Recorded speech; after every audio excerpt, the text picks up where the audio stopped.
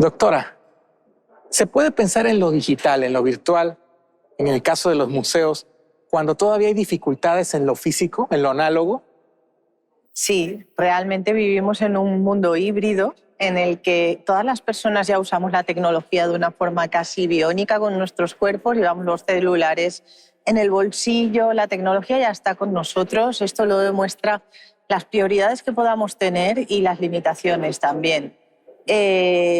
Lo digital ha llegado para quedarse en la sociedad y en los museos también. Y de ahí a que profundicemos en hasta dónde queremos llegar con ello o dónde vamos a poner nuestros límites, nuestras barreras, pero pueden convivir perfectamente y de hecho es una realidad que coexiste ya en el museo.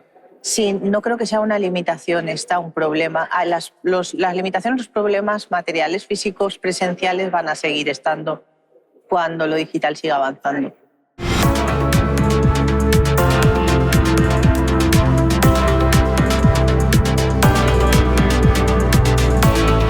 Bienvenidas, bienvenidos a una nueva edición de Hablemos de.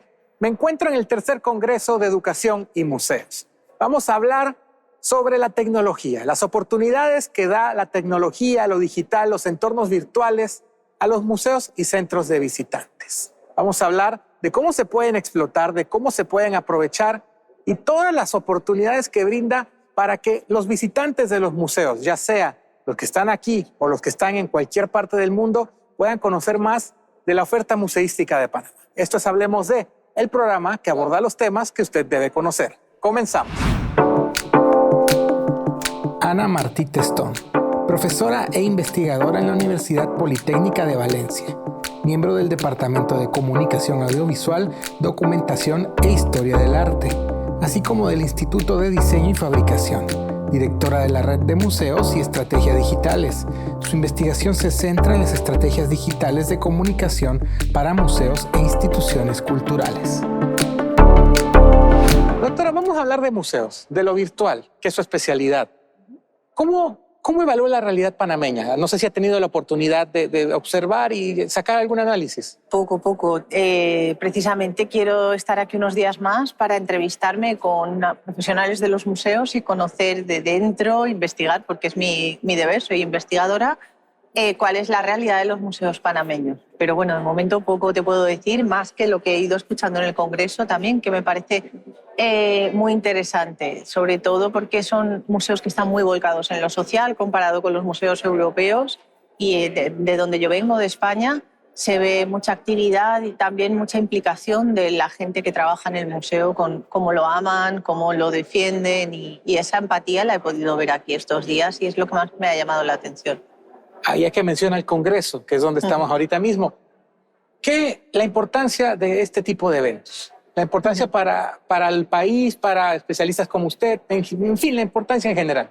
Sí, los congresos son un lugar de encuentro entre profesionales donde puedes repartir tarjetas, como todavía se hace de manera analógica, pero también, sobre todo, pues es en estos momentos como el coffee break o esos momentos entre charla y charla donde tú estás varios días escuchando unos temas y le vas dando vueltas a tu conciencia y eso lo pones en común con esos profesionales y de ahí salen otros proyectos. Está demostrado, yo hay veces que me he tenido que desplazar para ir a algún congreso que está lejos y supone un importante coste económico y de tiempo, pero luego siempre tiene una recompensa, siempre me vale la pena y luego reconozco, tenía que haber ido porque fíjate, conocía a no sé quién, pasó no sé más y luego de ahí profesionalmente ayuda muchísimo, ¿no? Este tipo de eventos. ¿Qué idea tenía usted antes de venir para acá y qué ideas se ha hecho ahora estando acá? Yo sé que todavía falta un proceso de investigación, pero sí. ¿Ha variado un poco? Una pregunta complicada. No lo sé, todavía no lo sé bien. Estoy más en apertura y conociendo que poder hacer una conclusión en esa línea. De momento me está gustando lo que estoy conociendo y también me ha sorprendido la calidad de las ponencias, por ejemplo aquí, y la bienvenida, el acogimiento de todo.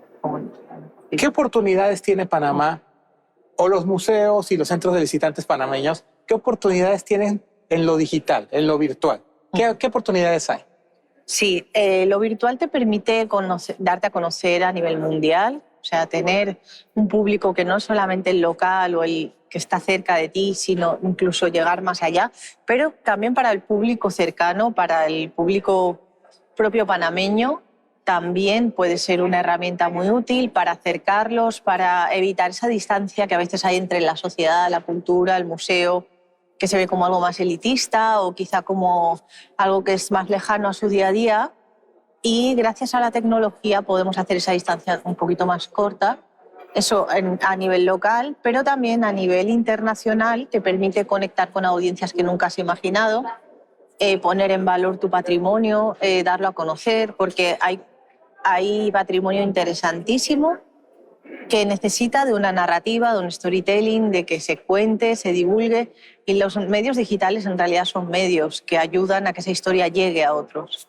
Entonces es ahí el rol de los profesionales del museo para preparar esas historias para que puedan llegar, emocionar, inspirar y que la gente los disfrute. Siempre que hay un proyecto o cuando se quiere hacer un proyecto con una calidad buena, hay que invertir. A veces la gente piensa que las herramientas digitales, que todo lo que tenga que ver con la virtualidad, todo se puede hacer a través de herramientas gratis. No, hay que invertir.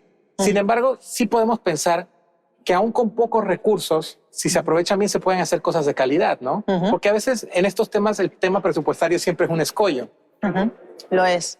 Sí, hay museos pequeños con presupuestos muy sencillos, muy humildes, que están haciendo cosas magníficas, porque los medios en sí, o sea, que tú hagas un metaverso o un museo virtual con mucha dotación, si le falta contenido, si no tiene esa gracia de haber pensado la estrategia de cómo se hace esa narrativa,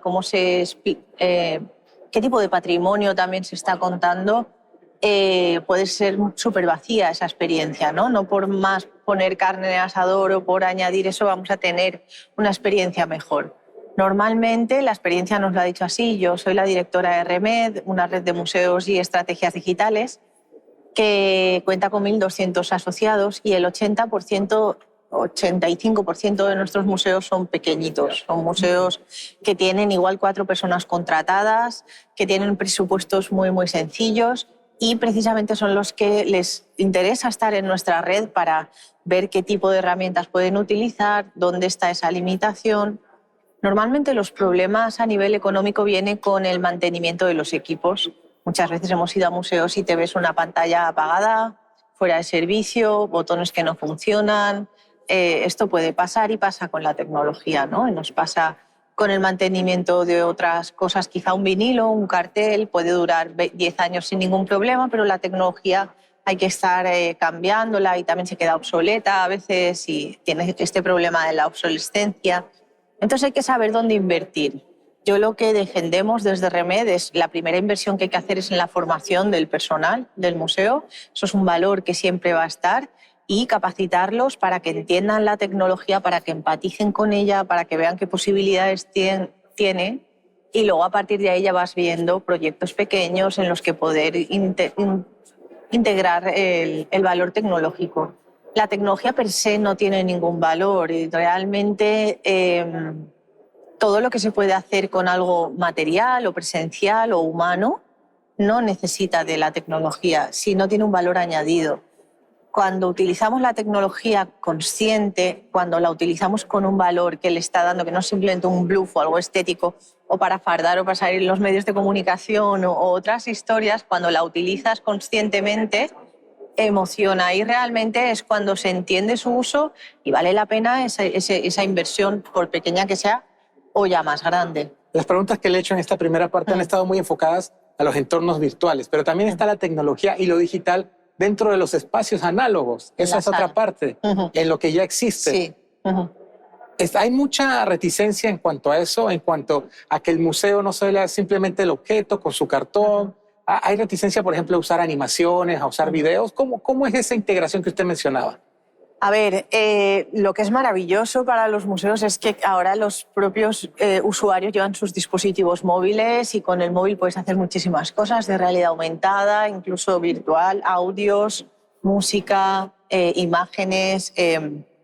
Tiene con los códigos QR, con un montón de historias que ahora se han democratizado, se pueden hacer muchísimas cosas y no tiene ese hándicap del mantenimiento de los equipos, etcétera. Por mi experiencia, que he trabajado haciendo proyectos para museos en el ámbito digital, muchas veces el escollo, el problema, lo tenemos con los propios profesionales del museo, los curadores, los historiadores del arte, los arqueólogos, los profesionales que están en primera línea en el museo. Cuando tú, por ejemplo, me vuelvo a lo de la visita virtual, por ejemplo, pero también en lo presencial, les dices, vamos a hacer una visita guiada con una aplicación, ¿no? Pues vamos a ver en qué obras nos vamos a detener, qué narrativa va a haber relacionada con cada obra, etcétera. Y ahí te puedes montar unos follones de meses y meses discutiendo con los curadores, con los historiadores, para ver qué se incluye, qué no. Todavía les cuesta mucho. El museo es una entidad tradicional donde se ha trabajado durante muchos años de una manera que ahora les cuesta verlo. En ese sentido, por ejemplo, en una visita virtual tienes que darle más carne al asador que si es una visita presencial, porque estás detrás de una pantalla y aquello necesita motivación o algo que te enganche. Entonces, si por ejemplo tú diseñas un recorrido en una sala virtual, tienes que hacerlo sencillo, tienes que hacerlo bonito, tienes que hacerlo interactivo, tienes que ver cómo le añades ese valor. Y muchas veces los curadores o los profesionales del museo no están preparados para ello, no lo acaban de saber cómo hacer. Y muchas veces los problemas entre tecnología y museo vienen por ahí. He visto proyectos que se han estancado entre empresas y museos que se esperaban unas cosas y luego se ha llegado a otra. Y en ese sentido hay museos que son mucho más abiertos, que sí que experimentan, que funcionan muy bien, que están muy dados y sobre todo que ya tienen algo de experiencia en lo digital y eso les da mucho aprendizaje. Y algunos que no tienen miedo a equivocarse también, a probar, a hacer cosas y ver qué pasa. Y hay otros museos, en cambio, que les cuesta mucho, que son muy lentos, que es difícil trabajar con ellos y de hecho pues eso depende también de la dirección, sobre todo de la institución cultural o el museo. Repítame el número de miembros de la red. Ok. O sea, en estos momentos somos 1.200 algo. ¿Y de esos 1.200 y algo, sí, hay alguno que sea panameño? Sí, tenemos no sé cuántos, no lo sé. Pero hay una buena cantidad. Tenemos, mira, lo que sí que te sé decir es que tenemos como de lo que es América Latina, un 2% de los asociados son panameños. Entonces el resto, sobre todo tenemos de Argentina, Colombia, México, de donde más, son países más grandes también. Pero bueno, tenemos de toda América Latina, sobre todo. Es una red que está diseñada para ayudar a los museos con las estrategias digitales, con la comunicación, con las estrategias también internas, pero es en español. Siempre defendemos el español como lengua materna que tenemos y que los profesionales del museo ya tienen la dificultad de la tecnología, que no tengan que tener además la dificultad de la lengua.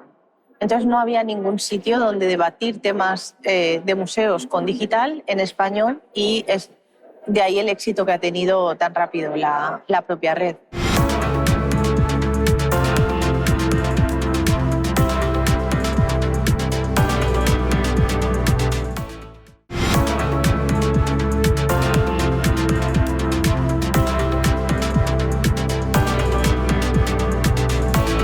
Eso habla también un poco de la formación que reciben aquellas personas que se dedican a esta actividad, ¿no? Que no se piensen en los idiomas y no se empiece en el uso de la tecnología. ¿Cómo deberían las universidades adaptarse para adoptar las tecnologías en su pensum? ¿Cómo está eso? ¿Las universidades adaptar la tecnología para la docencia o no? Para que los que se forman ahí salgan capacitados en tecnología. Ok, para los futuros museólogos, gente profesionales del museo, los museógrafos, si realmente, claro, Es un sector que tú puedes ser restaurador, por ejemplo, de patrimonio y sabes muy bien de materiales de restauración, pero no tienes por qué saber hacer un vídeo en directo o no tienes por qué saber editar una fotografía o hacer X cosas tecnológicas, ¿no? Pero, por ejemplo, dentro del proceso digital del museo hay una parte que es la digitalización de las obras para meterlas en los propios fondos, en el propio catálogo del museo. Y entonces ahí se tiene que indexar, primero se restaura el objeto, luego, y entonces pasa por sus profesionales de restauración, luego se fotografía, se digitaliza, se complementa con esa base de datos y quizá en algún momento se publica en la web y se puede consultar desde la web. Todo ese proceso implica mucho personal del museo que muchas veces no tiene esa formación en digital, etcétera, y la ha aprendido en la práctica o incluso haciéndolo. Y muchos museos lo que hacen también es subcontratar. A veces subcontratan para hacer aquello que el profesional no puede. Pero bueno, las universidades que forman... Yo doy clases en una universidad pública en España y hablo específicamente de museos y digital, pero no hay tantos sitios donde se hablen estos temas. Y de hecho de ahí el éxito de la propia red. Es todavía algo que está costando de hacer, de encontrar profesionales que te lo puedan explicar y que tengan esa empatía, porque muchas veces igual traes a un informático que te habla de herramientas informáticas pero no tiene esa sensibilidad de trabajar con el ámbito patrimonial, que es diferente a otros mercados que no tienen nada que ver con el marketing comercial de las empresas, por ejemplo, etcétera. Es una estrategia digital de un museo, es específico del ámbito patrimonial y encontrar ese perfil mixto es complicado. Uno ve las noticias y, por ejemplo, ve que en Oriente Medio se han hecho muchos trabajos con digitalización de estos sitios que por la guerra han desaparecido y que hacen estas recreaciones virtuales de cómo eran. Podemos ver eso en América, podemos ver eso en nuestros países, que si bien no estamos en una situación de guerra, a veces por temas climáticos, a veces por temas de conservación, los espacios se pierden. ¿Pudiéramos verlo? ¿Pudiera ser una herramienta aplicable? Sí, sí, claro.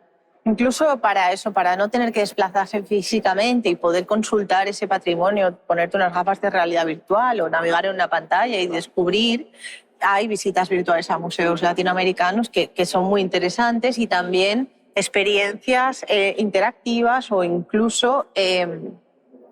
La opción de muchas veces se digitaliza para conservar, eso es, para poder luego documentar y tener esos objetos y que otros investigadores, otros profesionales puedan acceder a esta información. Y es un proceso que aquí está yendo más lento que en Europa, la digitalización de obras y de patrimonio, pero hay museos que me consta que lo están haciendo bien también. Esto depende más de los gobiernos, de si dan ayudas, etcétera, también. Es eso, el rol del Estado y el rol de la empresa privada. ¿Sin el apoyo del Estado, la empresa privada puede hacer algo? Yo creo que la empresa tiene un rol fundamental con el museo. Es lo que defendemos desde REMED. En nosotros, nuestra red es el 75% de nuestros asociados son profesionales que trabajan en los museos, pero tenemos un 20% de asociados que vienen de empresas, que son empresas tecnológicas en la red, que por ejemplo puede ser una empresa de visitas virtuales, de audioguías, de videojuegos o de cualquier tecnología que esté relacionada de bases de datos con el propio museo. Tenemos empresas de todos estos tipos que les interesa colaborar con museos, conocerlos, darse a conocer y ver qué necesidades tienen, entender mejor su contexto, etc. Y el otro 20% que tenemos es 15% es de investigadores de universidades, entre las que estamos nosotros, pues gente que está haciendo el doctorado o gente que está, por ejemplo, publicando sobre estos temas, investigando sobre temas de museos. Los invitamos a participar en la red y les interesa también todo esto. Entonces, las empresas, lo que hemos visto es que muchas veces, gracias a tener la red y gracias a este tipo de proyectos, pueden colaborar a tres bandas con el museo y con una universidad. Es decir, yo soy una empresa de videojuegos, una startup, que igual somos 2 personas, que no tenemos mucho presupuesto, Estamos empezando y tenemos experiencia en hacer recorridos con gamificación por una sala o por un entorno. Y hablo con un museo local que está en la población donde puede que esté esta empresa y se hace una colaboración entre ambos en la que pues, se les paga una parte, pero otra parte ellos también lo llevan para un poco hacer currículum y aún así, si se colabora además con una universidad que puede, por ejemplo, ayudar a hacer de intermediario entre el museo y la empresa, diciendo un poco, asesorando sobre qué tecnología es más válida o cuál no se va a quedar obsoleta rápidamente o cómo se puede guiar o orientar esa estrategia, puede ayudar mucho. Quizás la pregunta sonará un poco cursi o quizás es cliché, pero el Museo del Futuro está en el metaverso. ¿El Museo del Futuro va a ser un sitio que no puedo palpar en realidad? No. ¿No? Todo lo que nosotros hacemos con lo digital es para motivar la visita presencial al museo, siempre. Y el estatus que tiene una obra de arte, un objeto, un sitio patrimonial, es irreemplazable, siempre lo será. Igual que hablar tú y yo de persona a persona, podemos tener avatares, encontrarnos en el metaverso, hacer como una presencia muy, muy real, pero aún así, cuando nos toquemos o cuando llegue ese momento con la pura realidad, no tendrá... Eso va a ser irreemplazable. Nada lo supera. No lo va a superar nunca y además es que se fomenta, o sea, con las visitas virtuales fomentamos que se hagan las visitas presenciales y que se acerque, que se conozca, etcétera.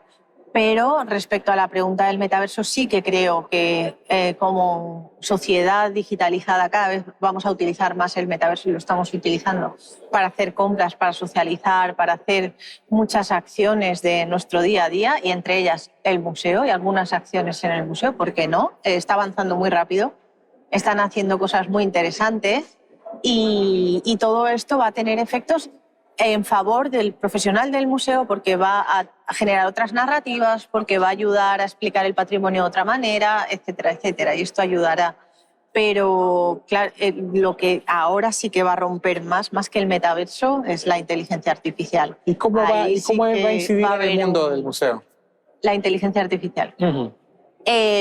Puede ayudar muchísimo a, por ejemplo, preparar las narrativas asociadas al patrimonio. Nosotros estamos experimentando, yo soy la directora también de un hub de museología experimental que tenemos en la universidad, es como un laboratorio que hacemos experimentos, como los locos científicos, relacionados con el patrimonio. Y ahora estamos trabajando con metahumanos, que hay empresas que te permiten diseñar avatares como si fueran esos personajes que tú los puedes caracterizar.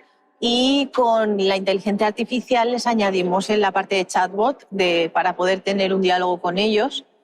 Y realmente ahora pues tienes que usar 2, 3 programas y dedicarle cierto tiempo, pero dentro de X meses ya se está viendo. Hay niños que hacen, quizá con malintencionados, imágenes, usan la IA para hacer estas. Entonces con 4 clics va a ser muy fácil generar contenidos.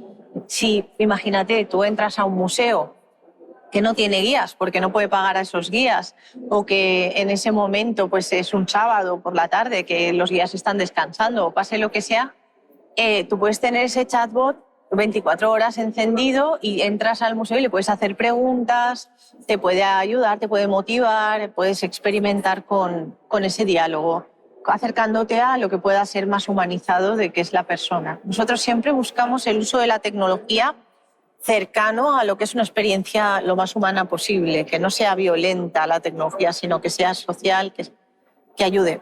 Con esto no creo que vayan a desaparecer los guías, ¿no? Y tampoco van a desaparecer los diseñadores, ni los fotógrafos, ni las fotógrafas, ni la inteligencia artificial. Tendremos que saber adaptarnos a ella y como creadores de contenidos o como lo que tengamos que hacer, adaptarnos a las nuevas normas de juego, digamos. Ahora, y en ese sentido, las profesiones que usted menciona, el guía, el diseñador, el editor, por ejemplo, no es que vayan a desaparecer, pero sí tienen que hacer de la inteligencia artificial parte de sus recursos, ¿no? Sí. Sí, pero integrarlo a por las ejemplo, cartas que tienen para se ha trabajar. hablado mucho de que tenías que especializarte en hacer prompts para la propia inteligencia artificial y que habría unos nuevos puestos de trabajo que serían los que les dictarían a los ordenadores. Pero es que esto va tan rápido que ya los prompts se naturalizan y no vas a tener que ser un especialista en esto, sino tienes que ser un humano que trabaja con la tecnología y que la tecnología le ayuda de una forma cada vez más naturalizada. Y es que está yendo muy, muy rápido. Este es el tema tabú en estos momentos, es el tema que genera mayor miedo.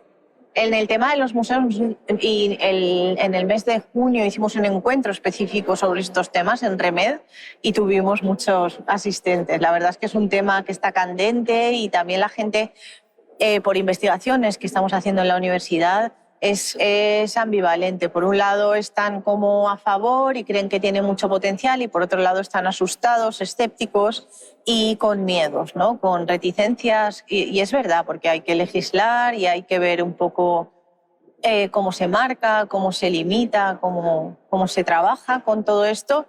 Pero yo soy positiva y creo que va a ayudar a la sociedad como ha ayudado otras cosas tecnológicas en el pasado. Claro, la gente hablaba de la revolución industrial y aquí estamos, ¿no? Claro, exacto. Ahora es una nueva revolución y estamos en el año cero de la inteligencia artificial. Doctora, ¿qué pasa después de estos encuentros? ¿Qué debería suceder? Usted me lo dice, salen proyectos, se intercambian tarjetas, se conoce gente, pero para decir que un congreso o que un encuentro de este tipo fue productivo, ¿qué debería pasar o qué le gustaría a usted que pasara, por ejemplo, en el caso de Panamá? Que quieras volver al siguiente, que ya tengas claro, nada más acabe, que dices al siguiente año vuelvo. ¿Por qué? Porque has aprendido, porque has hecho sobre todo muchas relaciones, porque has contactado con gente, te ha llenado y sobre todo porque esto te abre la mente, ves experiencias que han hecho otros museos, otros profesionales, llegas a tu museo, a tu trabajo, a tu puesto de trabajo y has cambiado el chip y todo esto ayuda muchísimo. Y sobre todo es eso, el querer volver, yo creo que es la clave entre si es un congreso bueno o no. Doctora Ana Martín, muchísimas gracias. Gracias a ti. Gracias por haber estado en Hablemos de. Gracias. Lo digital, lo virtual, la tecnología, no se trata de reemplazar el factor humano, el factor presencial. Estamos a las puertas de una revolución tecnológica con la inteligencia artificial. Es momento de conectarse con esto y aprovechar las oportunidades que brinda para mejorar lo que ya existe en cuanto a museos, en cuanto a centros de visitantes y muchos productos culturales más. Desde aquí, desde el tercer Congreso de Educación y Museos, me despido. Yo soy José María Torrijos Legaspi y a nombre de todo el equipo de producción de SER TV, será hasta una próxima ocasión.